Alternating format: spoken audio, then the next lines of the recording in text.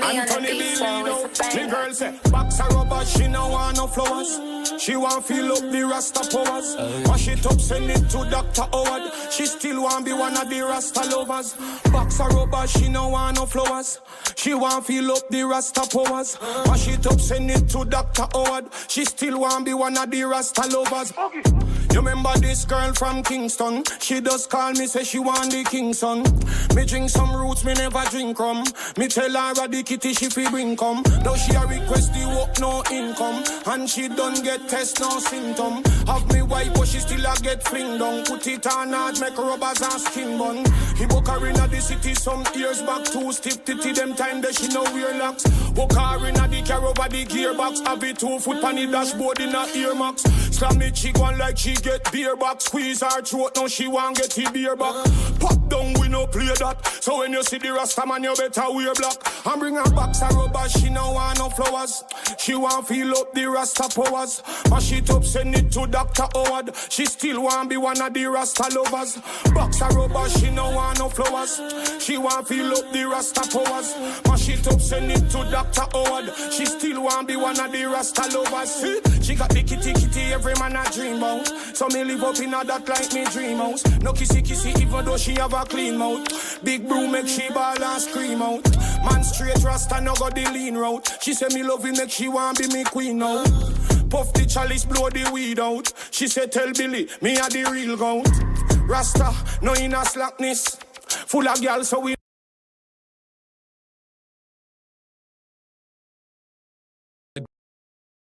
Grammy-winning hits and the unmistakable deep voice lies a life story filled with triumphs, setbacks, and resilience few truly know. Today, we dive deep into the untold story of Buju Banton. From his humble beginnings to his meteoric rise, the controversies that shaped his journey, his stunning properties, his luxury car collection, and of course, his impressive net worth. This is more than just a tale of fame and fortune. It's the story of a man who never stopped fighting for his voice, his freedom, and his legacy. Buju Banton, a celebrated Jamaican musician, has built an impressive career that has earned him an estimated net worth of nearly $3 million as of now. Known as a legend in the dancehall and reggae scenes, Buju has released 12 albums throughout his career, demonstrating both resilience and talent, even recording some of his work while serving time in prison for drug conspiracy charges. His breakthrough came with the 1997 album Inner Heights, which soared to #1 on the charts and became a cornerstone of his financial success. However, his musical achievements don't stop there. Albums like Till Shiloh, Unchained Spirit, Rasta Got Soul, and Before the Dawn also made significant chart impacts, each climbing to #2 and solidifying his status as a reggae powerhouse. Notably, Before the Dawn earned him a Grammy Award for Best Reggae Album at the 53rd Annual Grammy Awards in 2010, further cementing his legacy. Despite the controversies that have surrounded his life, Buju Banton remains a highly respected figure in Jamaica and around the world, with a career that continues to influence and inspire the global reggae community. Born Mark Anthony Myrie on July 15, 1973 in Kingston, Jamaica, Buju Banton grew up in the vibrant yet challenging neighborhood of Barbican Road, Kingston 8. From an early age, Buju's life was rooted in the rich cultural traditions of Jamaica, a heritage that would deeply influence his music. His mother, a hardworking street vendor, and his father, a brick factory worker, raised Buju in a large family. He was the youngest of 15 children. The nickname Buju was given to him by his mother during his childhood, a term of endearment in Jamaica. Banton, on the other hand, is a Jamaican word used to describe a respected storyteller, a title Buju adopted as a tribute to one of his early musical influences, DJ Burro Banton. It was a fitting name for an artist who would become one of the most powerful voices in reggae and dancehall music. Buju's journey into music began in the streets of Kingston, where he attended local outdoor shows and dancehall events, soaking in the energy and rhythms that defined his community. By the age of 12, he was no longer just a spectator. He picked up the microphone and started toasting under the stage name Gargamel. He performed with local sound systems like Sweet Love and Rambo Mango, honing his skills and developing the distinctive voice that would soon make him famous. His first big break came in 1986, when fellow DJ Clement Erie introduced him to producer Robert French. Shortly afterward, Buju released his debut single, The Ruler, in 1987. This opened doors to work with prominent producers like Patrick Roberts, Bunny Lee, Winston Riley, and Digital B, setting the stage for his rise in the Jamaican music scene. The turning point in Buju Banton's career came in 1991 when he joined Donovan Germain's Penthouse Records. There, he formed a successful partnership with producer Dave Kelly, who would later establish Madhouse Records. In 1992, Buju made history by breaking Bob Marley's record for the most #1 singles in Jamaica in a single year. Songs like Bogle and Love Me Browning became massive hits, cementing his status as one of Jamaica's top artists. However, 1992 also brought controversy. The unauthorized re-release of his 1988 track, Boom Bye Bye, recorded when he was just 15, sparked outrage due to its violent and homophobic lyrics. The backlash was swift and widespread, especially in the United States and Europe, leading to canceled shows, including his removal from the WOMAD Festival lineup. Although the controversy threatened to derail his career, Buju remained resilient, shifting his focus toward more conscious and uplifting themes in his music. By the mid-1990s, Buju had evolved artistically, embracing Rastafarianism and reflecting deeper spiritual and social themes in his work. In 1995, he established his own label, Gargamel Music, taking control of his career and expanding into merchandise sales. That same year, he released the hit single Love Sponge, further solidifying his influence both in Jamaica and internationally. By 2000, Buju signed with Anti Records, a subsidiary of Epitaph Records, and released Unchained Spirit. The album showcased his versatility, blending reggae, dancehall, and even punk rock influences, with collaborations from artists like Luciano, Morgan Heritage, Stephen Marley, and the punk band Rancid. His commitment to exploring new sounds while staying true to his roots earned him respect across different musical communities. Over the next decade, Buju continued to produce music that resonated with audiences. In 2009, he released Rasta Got Soul, a pure roots reggae album crafted over 7 years. With production support from Donovan Germain, Stephen Marsden, and Wyclef Jean, the album highlighted Buju's dedication to his craft and earned him his 4th Grammy nomination for Best Reggae Album. However, Buju's rising trajectory took a sharp turn later that year.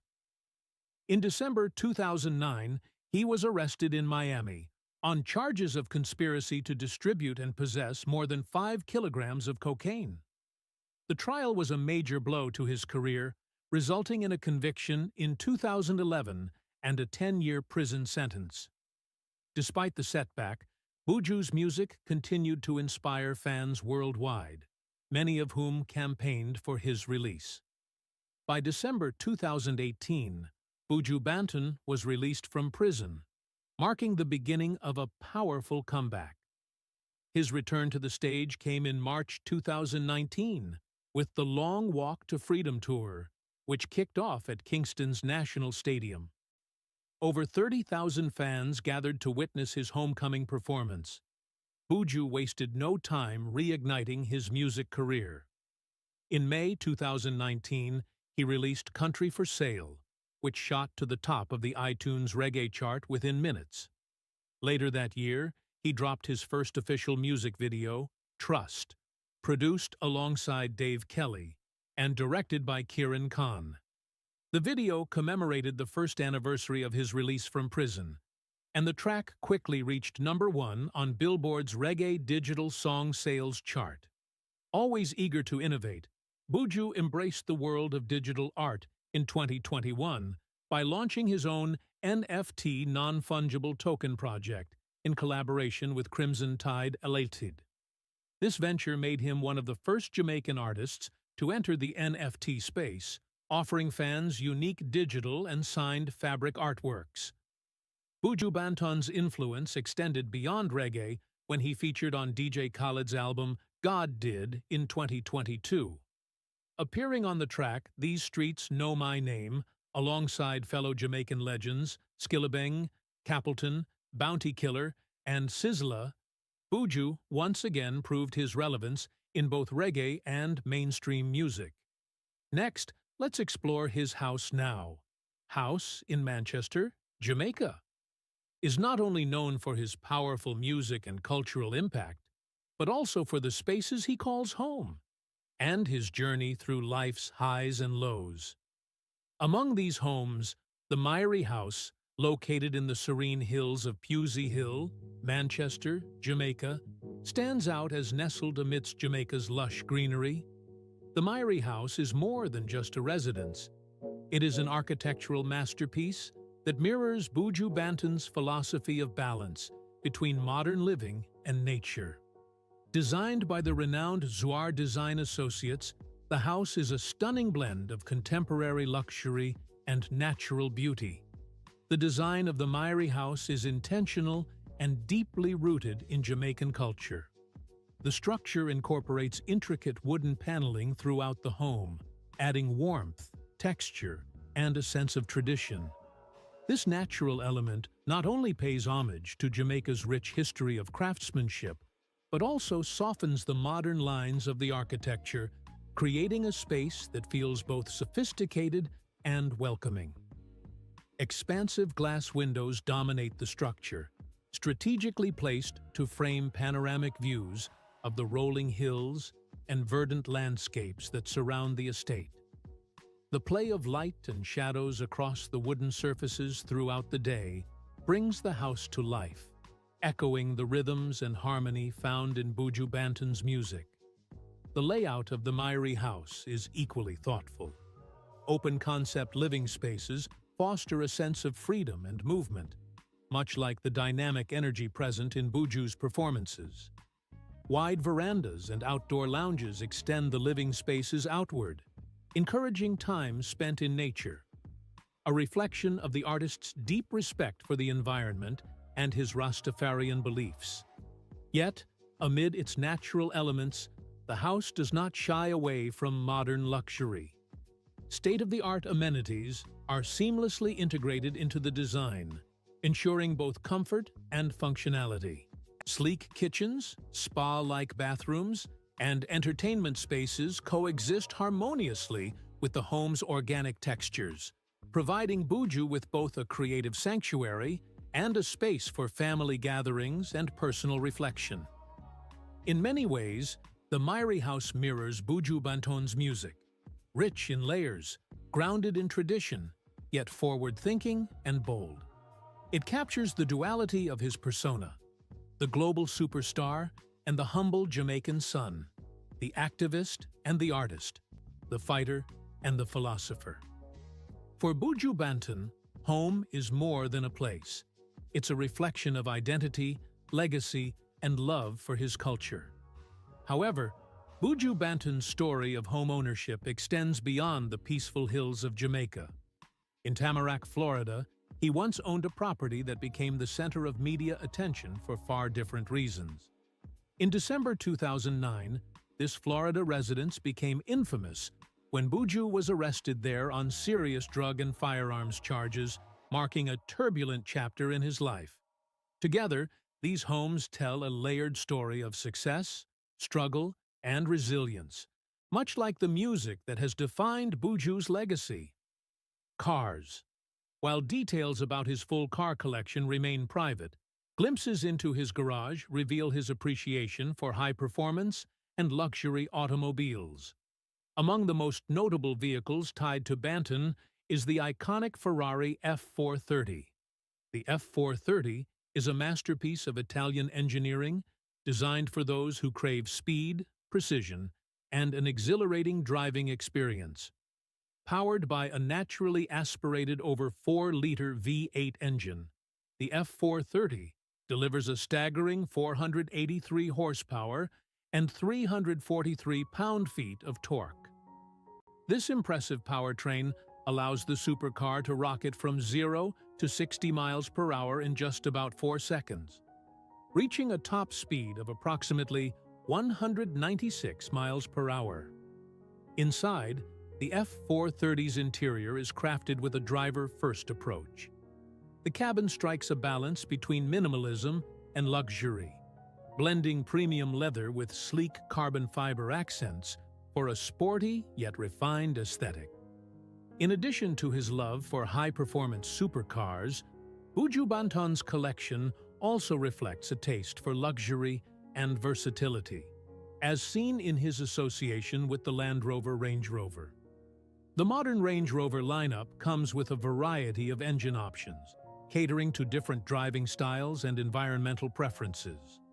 From turbocharged 6-cylinder engines to powerful V8s and eco-friendly plug-in hybrid variants, the Range Rover provides both performance and efficiency.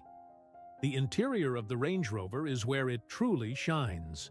Premium materials such as soft leather, real wood trim, and metallic accents create a refined atmosphere, while meticulous attention to detail ensures every surface feels crafted with care. Whether behind the wheel of a roaring supercar or cruising in a refined off-roader, Banton's choice of cars reflects his dynamic personality and his journey from the streets of Kingston to global stardom. Philanthropy. Throughout his career, Banton has used his influence and resources to uplift the lives of at-risk youth and support Jamaica's indigenous communities.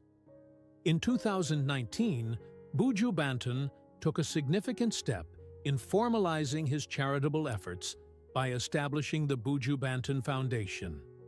This foundation reflects his deep-rooted belief in community empowerment and social responsibility. Its core mission is to provide underprivileged children with the fundamental resources they need: food, clothing, healthcare, and education, ensuring they have a fair chance at building a brighter future. One of the standout initiatives led by the Buju Banton Foundation is its support for the Sunbeam Children's Home in St. Catherine, an institution dedicated to caring for at-risk boys. In 2020, after winning the Jamaica Festival Song Competition with his entry, "I Am a Jamaican," Banton donated the entire $3 million Jamaican dollars prize to the children's home. Rather than making a simple one-time donation, he chose to invest in a sustainable project that would benefit the home for years to come.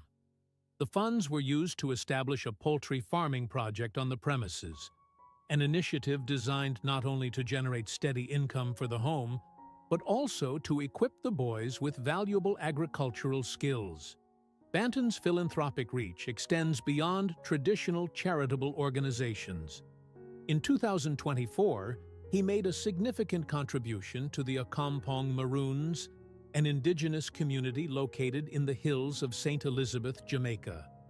Recognizing the cultural and historical importance of the Maroons, descendants of enslaved Africans who fought for and secured their freedom, Banton donated $200,000 to support community development. The funds were earmarked for critical infrastructure projects and initiatives aimed at boosting the local economy. His philanthropy mirrors the same themes of resilience, empowerment, and unity that run through his music, making his impact on Jamaica not only cultural but also profoundly humanitarian. Personal life. Beyond his artistic achievements, his personal life has often been under the public microscope. The Jamaican icon was previously married to Nina Atala, a relationship that attracted considerable attention. Following their separation, Nina became linked to Ghanaian football superstar Asamoah Gyan, a development that made headlines in both entertainment and sports media. Buju Banton is the father of 17 children to his expansive family life.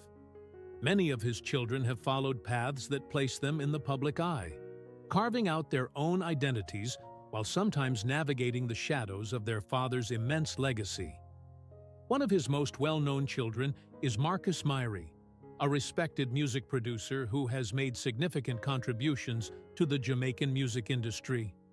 His work showcases his deep understanding of the genre, a skill set undoubtedly influenced by growing up in a musically rich environment.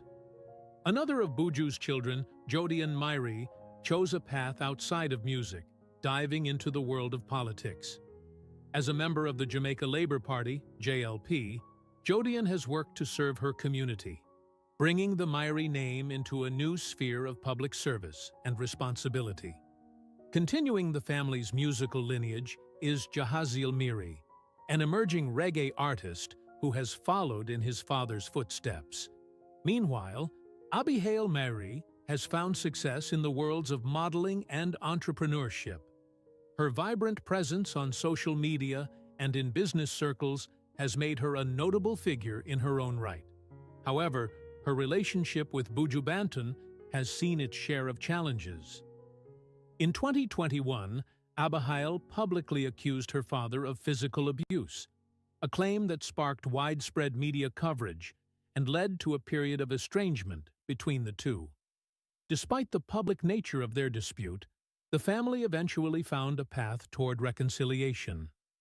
In March 2023, Buju Banton shared a heartfelt photograph with Abihail, signaling that they had mended their strained relationship. Tragedy struck the Myrie family in April 2024, when Buju Banton faced the devastating loss of his 20-year-old son, Miles Myrie. The young man's untimely passing was a deeply personal blow for Buju, who openly shared his grief with his fans and supporters through social media. Despite the challenges and public scrutiny, Buju Banton's personal life reveals a complex portrait of a man who has navigated both immense success and profound personal struggles.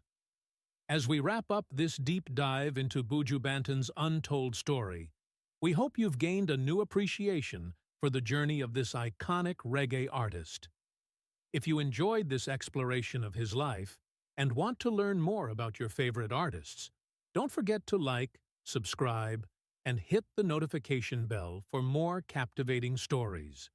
Let's celebrate the legacy of Buju Banton. Garnet Silk, the reggae sensation who captured hearts worldwide, lived a life that was as inspiring as it was tragic. But just as his star was shining its brightest, fate dealt a heartbreaking blow that left the world mourning a legend gone too soon.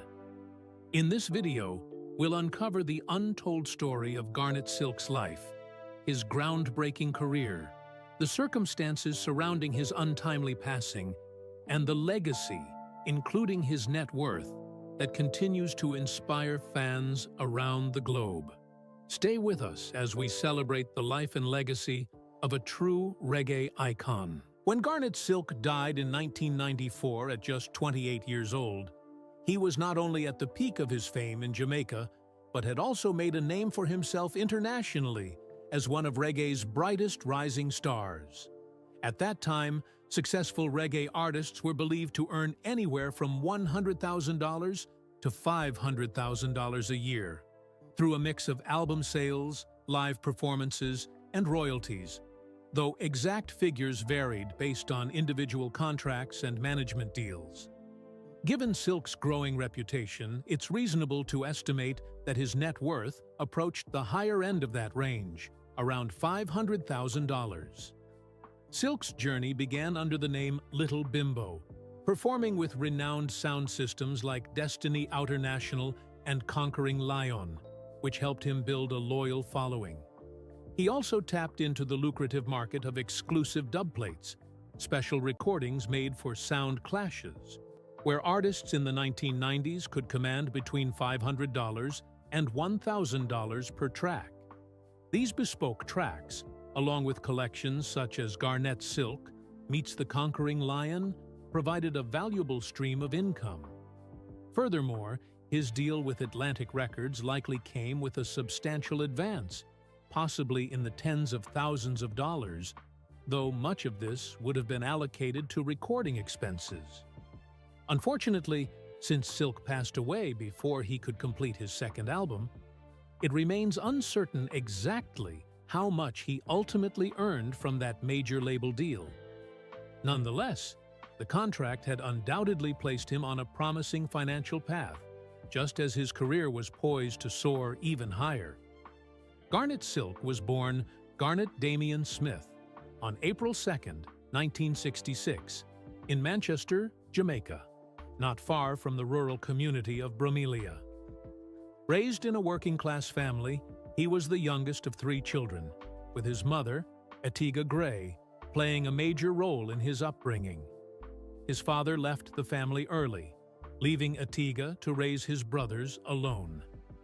Growing up in a Rastafarian-influenced environment, Garnet was imbued with the spiritual and musical traditions that would shape his life. As a child, Garnet was known for his precocious talent and boundless energy. Nicknamed Bimbo because of his small stature, he began singing in church, where his powerful voice stood out even among older singers. By the age of 12, he was sneaking out to dance to the local sound system, absorbing the rhythms of reggae and the message of Rastafari. His early influences included Bob Marley, Burning Spear, and Dennis Brown, whose soulful delivery shaped Garnet's own style. Despite Turn it up, feel the vibe. Caribbean Heat, Urban Drive is Synthdicate Radio. Rocking with the best.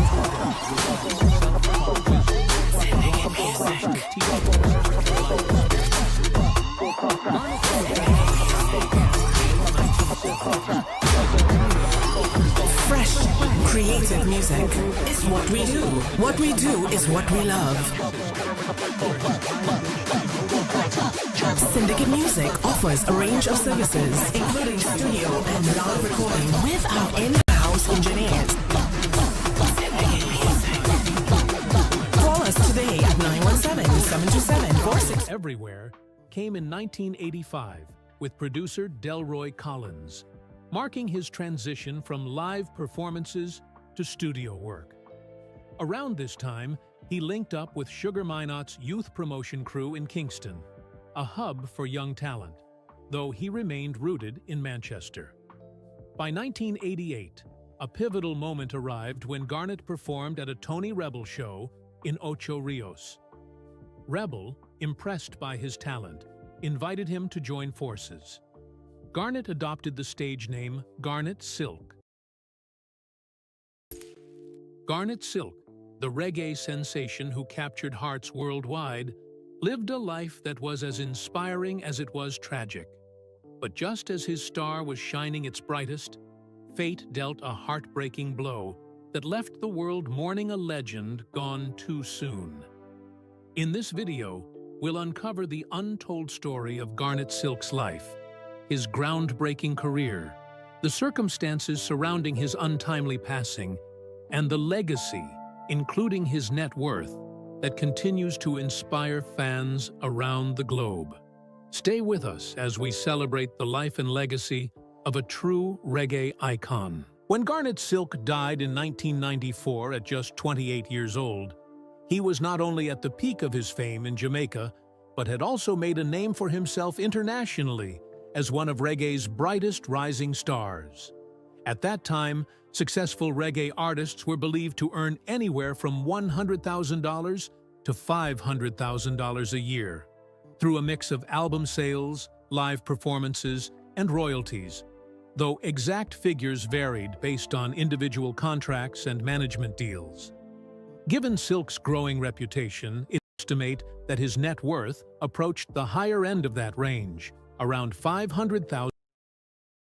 Silk's journey began under the name Little Bimbo, performing with renowned sound systems like Destiny Outernational and Conquering Lion, which helped him build a loyal following. He also tapped into the lucrative market of exclusive dubplates, special recordings made for sound clashes, where artists in the 1990s could command between $500 and $1,000 per track. These bespoke tracks, along with collections such as Garnet's Silk meets the Conquering Lion, provided a valuable stream of income. Furthermore, his deal with Atlantic Records likely came with a substantial advance, possibly in the tens of thousands of dollars, though much of this would have been allocated to recording expenses.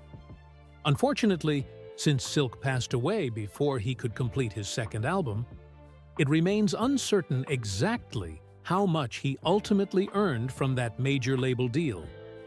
Nonetheless, the contract had undoubtedly placed him on a promising financial path, just as his career was poised to soar even higher. Garnet Silk was born Garnet Damian Smith on April 2, 1966, in Manchester, Jamaica, not far from the rural community of Bromelia. Raised in a working-class family, he was the youngest of 3 children, with his mother, Atiga Gray, playing a major role in his upbringing. His father left the family early, leaving Atiga to raise his brothers alone. Growing up in a Rastafarian-influenced environment, Garnet was imbued with the spiritual and musical traditions that would shape his life.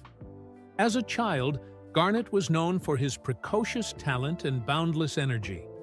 Nicknamed Bimbo because of his small stature, he began singing in church, where his powerful voice stood out even among older singers.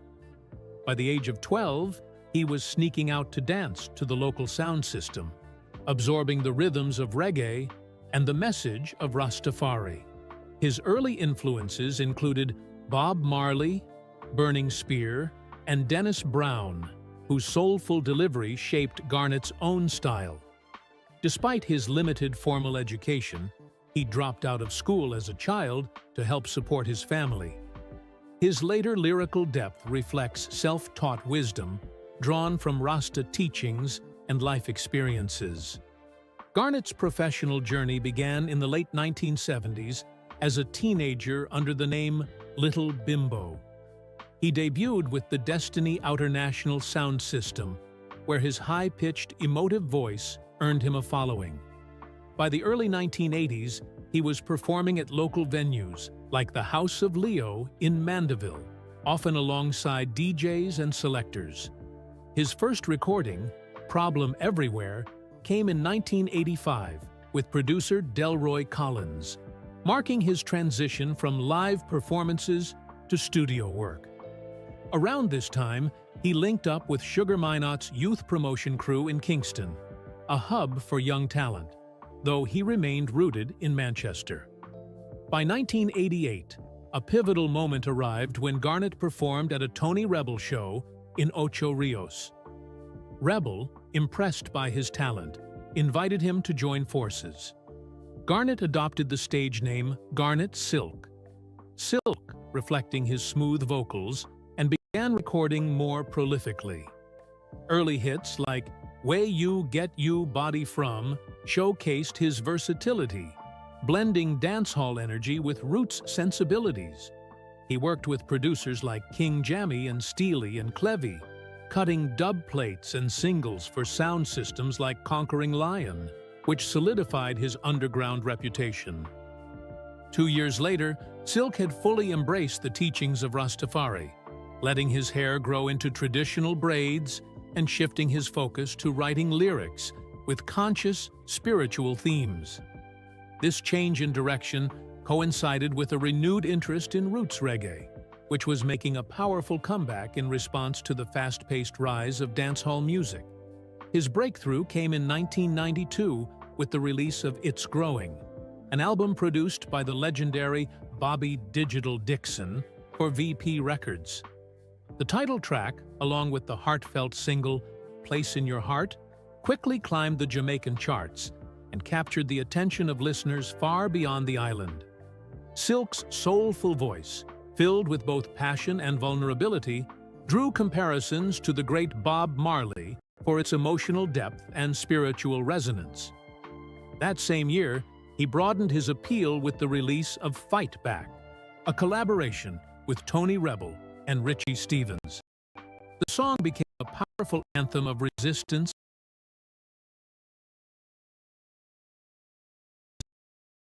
further solidifying Silk's place in the reggae world. Garnet Silk's reputation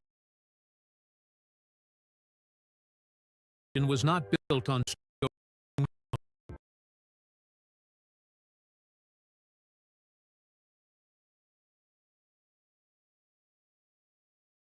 live performances.